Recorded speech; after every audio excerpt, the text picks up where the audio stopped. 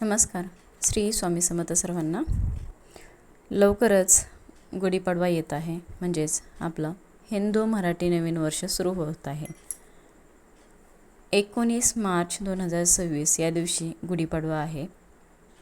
तर आजच्या आपल्या एका नवीन व्हिडिओला आपण सुरुवात करत आहोत. गुढीपाडव्याबद्दलच माहिती घेणार आहोत.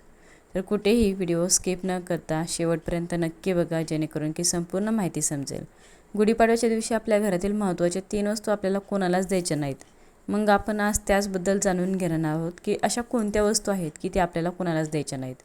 गुढीपाडव्याच्या दिवशी जेणेकरून जर आपण या वस्तू कोणाला दिल्या तर आपल्या घरामध्ये अडचणी, आर्थिक संकट येऊ शकतं, दुःख, दारिद्र्य यासारख्या समस्या आपल्याला भोगाव्या लागतात. मग आता गुढीपाडवा हा एक सण 3.5 मुहूर्तापैकी एक मोठा मुहूर्त मानला जातो. तर आपल्याला या दिवशी कोणालाही ह्या 3 वस्तू द्यायच्या नाही आहेत. त्यामुळे व्हिडिओ शेवटपर्यंत बघा आणि नवीन असाल चॅनल होतं तर चॅनलला लगेच सबस्क्राईब करा. गुढीपाडवा म्हणजे मराठी नवीन वर्षाची सुरुवात. मग यावर्षी 19 मार्च 2026ला गुढीपाडवा आलेला आहे आणि चैत्र शुक्ल प्रतिपदा तिथी आणि हाच दिवस गुढीपाडवा म्हणून साजरा करायचा असतो. तर आता बघा, गुढीपाडवा हा महाराष्ट्रातील अत्यंत महत्त्वाचा आणि 3.5 मुहूर्तापैकी एक असलेला सण आहे. नवीन वर्षाचे स्वागत उत्साहात करण्यासाठी आपण पूर्वतयारी महत्त्वाचीच असते. मग बघा, आपल्याला पूर्वतयारी म्हणजे काय? आपल्या घराची स्वच्छता करायची आहे, जेणेकरून आपल्याला नवीन वर्षाच्या स्वागतासाठी आपलं घर स्वच्छ आणि सुंदर करायचं आहे. तसेच आपल्या घराच्या मुख्य प्रवेशद्वारावरती सुद्धा आपल्याला आंब्याचं तोरण किंवा अशोकाच्या पानांचं किंवा तुम्ही झेंडूच्या फुलांचं रेडीमेड तोरण, कवड्यांचं तोरण असं लावू शकतात. तर बघा, तोरण लावायचंच आहे आपल्याला आपल्या दारावरती आणि छानशी रांगोळीसुद्धा दारात काढायची आहे. मेन दाराच्या उंबरठ्याला आपल्या हळदी लेपन करायचं आहे. आणि गुढीला आपल्याला काही साहित्य लागणार आहेत आपण थोडक्यात बघून घेणार आहोत. एक बांबूची काठी घ्यायची, भरजरी रेशमी वस्त्र किंवा मग नवीन साडी घ्यायची, तांब्या घ्यायचा आहे काठीवर ठेवण्यासाठी, एक तांब्याचा कलश, कडुलिंबाची पानं, साखरेची गाठी, फुलांचा हार आणि आंब्याची ढाळी. या दिवशी आवर्जून बघा श्रीखंड पुरी केली जाते. प्रत्येक ठिकाणी पुरणपोळी केली जाते. प्रत्येक भागानुसार अगदी सर्वच परंपरा बदलतात. मग काही ठिकाणी पुरणपोळी केली जाते, काही ठिकाणी श्रीखंड पुरीचा आस्वाद घेतला जातो. तर आपापल्या पद्धतीनुसार, आपापल्या परंपरेनुसार हा सण साजरा केला जातो. तसेच या दिवशी सकाळी रिकाम्या पोटी कडुनिंबाची पानं, ओवा, मीठ, गूळ, जिरं यांचा प्रसाद म्हणून खाण्याची परंपरा आहे. तर आता पुरणपोळी किंवा खीर करायची असल्यास डाळगुळ इत्यादींची समजा आपल्याला तयारी करावीच लागते. तर बघा, आता तुम्ही म्हणताल आता गुढीपाडवा या सणाबद्दल तर आपण जाणून घेतलं, पण आता गुढीपाडवा हा जो सण आहे ना, हा 3.5 मुहूर्तापैकी आहे. तर या दिवशी तुम्हाला कोणतंही शुभकार्य करायचे असेल तर मुहूर्त बघायची कुठलीही गरज लागत नाही. या दिवशीच ब्रह्मदेवाने सृष्टी निर्मिती केली होती, सत्ययुगाचा आरंभ झाला अशी पौराणिक मान्यता आहे. तर हा दिवस विजय, समृद्धी आणि नवीन वर्षाची सुरुवात म्हणूनच हा साजरा केला जातो.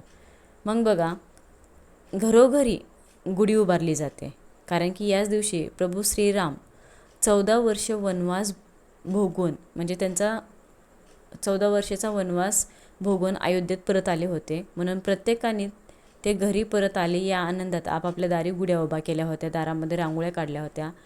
गुढीपाडवा म्हटलं की नवीन वर्षाची सुरुवात, आणि आपण नवीन वर्ष म्हणजे आपलं मराठी नवीन वर्षाची सुरुवात आहे. मग आपण या दिवशी आपल्याला चुकूनही तामसिक अन्नपदार्थ जे आहेत तर ते घरात बनवायचे नाहीत, मांसाहार बनवायचा नाही आणि खायचेही नाहीत. तसेच बघा, घरामध्ये वादविवाद होऊ द्यायचं नाहीत, कोणाला वाईट बोलायचं नाही, कोणाचं मन दुखवायचं नाही, घरामध्ये वादविवाद होत राहतील असं काहीच करायचं नाही. आपल्या घरातून माता लक्ष्मी कायमची निघून जाईल अशा सुद्धा चुका आपल्याला चुकूनसुद्धा करायच्या नाहीत. माता लक्ष्मी म्हटलं की तुमच्या लक्षात आलं असेल, आपल्या घरातील दही, साखर, मीठ चुकूनसुद्धा कोणाला द्यायचं नाही. कोणी कितीही मागू द्या, आपल्याला द्यायचंच नाही.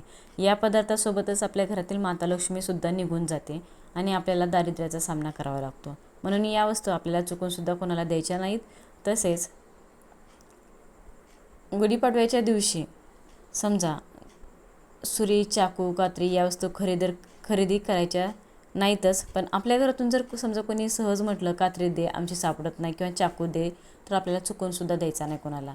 घरातील चाकू किंवा कात्री द्यायची सुद्धा नाही.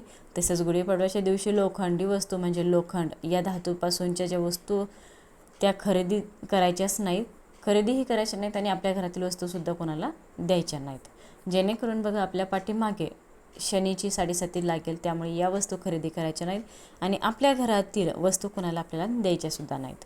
तसेच गुढीपाडवा म्हटलं की नवीन वर्षाची सुरुवात आणि हा सण म्हणजे खूप एक विजयाचं प्रतीक म्हणून ब्रह्मदेवाने सृष्टीची निर्मिती केलेली आहे.